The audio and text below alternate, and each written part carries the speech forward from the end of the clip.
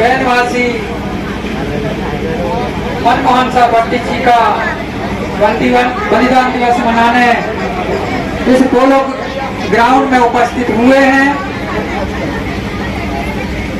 सभी सामाजिक सेवा करने वाले समाज सेवी और लंबे समय से समाज के बीच में अपना अमूल्य समय देने वाले इस मंच पर मंचासीन है सम्माननीय गुलजार सिंह मरकाम जी, जिन्होंने गोंडवाना की चिराग इस मध्य प्रदेश में जलाया था। ऐसे समाज सेवी का मैं उन्हें सत सेवा जय सेवा करता हूँ। मंच पर मंचासीन है, उन्हीं के साथ में कंधे से कंधे मिलाने वाले, साथ में चलने वाले और इस गोंडवाना आंदोलन को मजबूत करने वाले हमारे साथी रहे पूनम भारवे जी, जो गुलजार सिंह मरकाम जी के साथ में मिलकर लगातार काम कर रहे हैं। और इस छिंदवाड़ा में काम करने वाले झमक सरियाम जी लंबे समय से काम कर रहे हैं। मंगला ताई जी हैं और भी मातृशक्ति पितृशक्ति समाज सेवा है, जिन्हें मैं सेवा जोहार करता हूँ, युवा वर्ग को सेवा जोहार करता हूँ।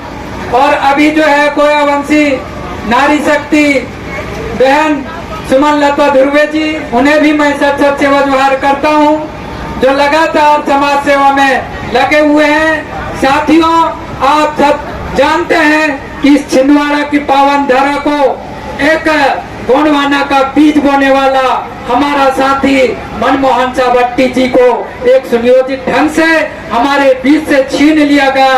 आप सब लोग जानते हैं, जो आप लोगों के बीच में लगातार संघर्ष कर रहे थे। आपको यह भी पता है कि जब गोंडवाना आंदोलन चल चुका था, 2003 में 3 विधायक चुन करके आए थे, जिनमें मनमोहन साहब भट्टी जी, राम गुलाम उइके जी और एक दरबू सिंह उइके, जो परसवाड़ा बालाघाट से जो सामान्य सीट जीत कर आए थे। आज आप लोगों के बीच में उपस्थित हुआ हूँ, आप लोगों का दर्शन पाया हूँ, अपने आप को धन्य समझता हूँ। आज साथियों, हम सब लोग मनमोहन साहब भट्टी जी की इस आत्मा को श्रद्धांजलि दे रहे हैं। बहनवासी दादा मनमोहन साहब भट्टी जहाँ भी रहे, उनका जो सपना है, उस सपना को ये छिंदवाड़ा जिले के एक युवा, एक गोंडवाना समाज उसे उसके सपना को साकार करेगा। साथियों, आपको जान करके आश्चर्य होगा कि हमारी लड़ाई केवल छिंदवाड़ा की नहीं थी, हमारी लड़ाई बालाघाट की नहीं थी, हमारी लड़ाई मध्य प्रदेश की नहीं थी, हमारी लड़ाई संपूर्ण भारत की उन जनजातियों के लिए थी, जो उन गरीब पिछड़े लोगों के लिए थी, जो पिछड़े हुए थे, जो गरीब थे, किसान थे।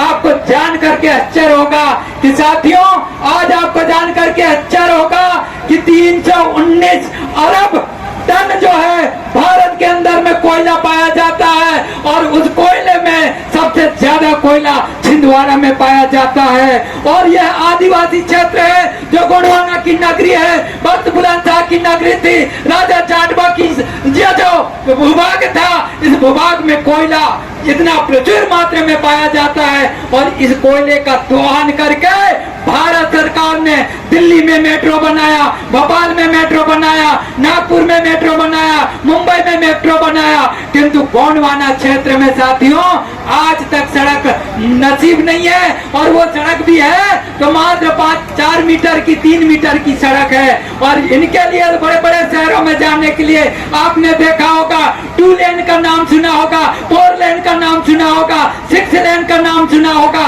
आपके छिंदवाड़ा का कोयला को बेच करके अहमदाबाद से मुंबई तक के 6 लेन बना डाले, 6 लेन की सड़क बना डाले।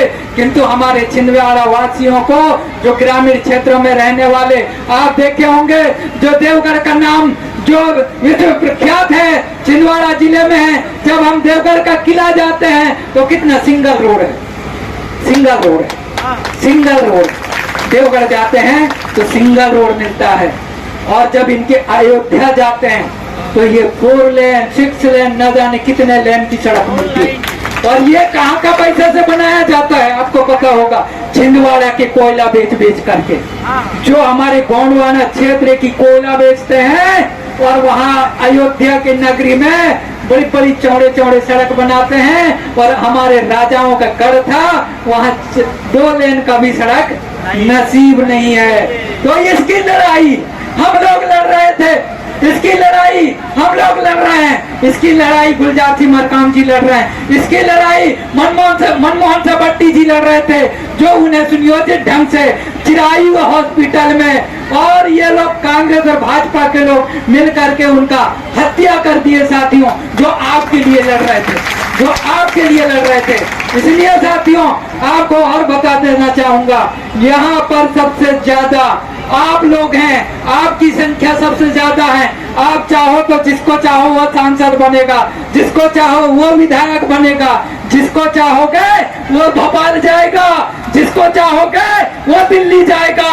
ये बात जो है यहाँ के कांग्रेस और भारतीय जनता पार्टी के लोग जानते हैं, ये बात जो है यहाँ का कमलनाथ जानता है, ये बात जो है यहाँ के भाजपा के लोग जानते हैं। इसलिए आप लोगों को लड़ाना, आप लोगों को आपसी में लड़ा रहे हैं, आप लोगों को फूट डालो और राज करो की नीति अपना रहे हैं। इसलिए साथियों अब हमने कह दिया है कि आपको एक बात और बता देना चाहूंगा, भारत के अंदर में जब 2019 में चुनाव होते हैं और 2019 में चुनाव होता है, कांग्रेस चुनाव लड़ती है, भारतीय जनता पार्टी चुनाव लड़ती है, और जनता दल चुनाव लड़ती है, राकापा चुनाव लड़ती है, भारत में ढेर सारी पार्टियां चुनाव लड़ते हैं, बीआरएस चुनाव लड़ती है, तेजपा चुनाव लड़ती है, किसी के 20 विधायक सांसद बनते हैं, किसी के 30 सांसद बनते हैं, कांग्रेस के 50 सांसद बनते हैं, भाजपा के 300 से अधिक सांसद बनते हैं। ऐसे करके पूरे भारत में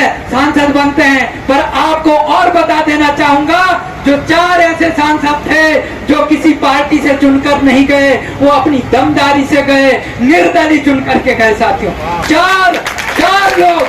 चार लोग किसी पार्टी से नहीं गए बल्कि अपनी दमदारी से गए, और उन 4 लोगों में से साथियों एक आदमी जो आदिवासी था, भारत भर में सिंगल एक आदिवासी, वो भी अपने दमदारी से लोकसभा में पहुंचा साथियों। और वो आदिवासी को हराने के लिए नरेंद्र मोदी, अमित शाह उसके लोकसभा क्षेत्र में गए, उस सांसद को हराने के लिए लोकसभा में गए, तो वो आदमी जो है इतना वोट से जीता जितना वोट नरेंद्र मोदी भी नहीं दिया। नरेंद्र मोदी 6 लाख करीब वोट लिया, और वो जो आदिवासी जो था, वो आदिवासी जो है चुनाव जीता तो 7,76,000 वोट लिया, 7,76,000 वोट लिया, और नरेंद्र मोदी 7 लाख से कम वोट लिया, 6 लाख वोट लिया, 7 लाख से कम वोट लिया। जिसको नरेंद्र मोदी हराने के लिए अमित शाह के साथ में उस आदिवासी संसदीय क्षेत्र में गए और कहे कि इस आदमी को हराना है, और वही आदमी भारत के अंदर में जो प्रधानमंत्री ने वोट नहीं लिया उतना वोट लेकर के संसद में गया, और वही आदमी पहली बार संसद में कहा कि गोंडी धर्म को मान्यता दो, संसद में चिल्लाया साथियों। ऐसा भी एक सांसद है आदिवासी, पर हमको पता नहीं है। हमको ऐसे आदमियों को सम्मान देना चाहिए कि नहीं देना चाहिए? देना चाहिए ना। वो सांसद है कोकराझर के नव कुमार सरनिया, जो बोडोलैंड की बात करता था, जैसे अपन गोंडवाना की बात करते हैं, वो असम में बोडोलैंड की बात करता था, और वो 25 साल से जंगल के अंदर में रहा, अफगानिस्तान में ट्रेनिंग लेता रहा, हथियार ले करके सरकार को बोला मैं बोडोलैंड की मांग करता हूँ, और वहाँ पूरे जो आदिवासी लोग थे उसके नेतृत्व में काम करना शुरू किए। आखिरी में सरकार झुक गई और कहने लगे कि आप लोग सरेंडर कर दो, हम कुछ नहीं करने वाले हैं। तब 2012 में वह आदमी सरेंडर किया, और 2014 में निर्दलीय जीता, और निर्दलीय जीत करके सांसद बन गया। फिर 2018 में फिर सांसद बना, और उसको हराने के लिए प्रधानमंत्री और अमित शाह गए थे, तब भी उसका कुछ नहीं बिगाड़ पाया। ऐसे आप भी अगर आप कहते हो कि यहाँ पार्टी होना, गोंगप्पा होना, फलाना होना, ठकाना होना, अरे सब पार्टियों को लात मारो, निर्दलीय जीत के बता दो भाई। इतना संख्या आप भी बन जाओ नव कुमार सरनिया, जैसा वो असम में जीत गया ना, वैसे आप ही जीत जाओ, क्या दिक्कत है? कब तक टिकट के पीछे घूमोगे? टिकट देने वाले ऐसे लोगों को चुनते हैं। कमलनाथ एक बार क्या बोल रहा था, मैं कमलेश साहब को जानता हूँ, मंच में दारू पी लेता है, चढ़ जाता है, फिर भी मेरी मजबूरी है टिकट देता हूँ।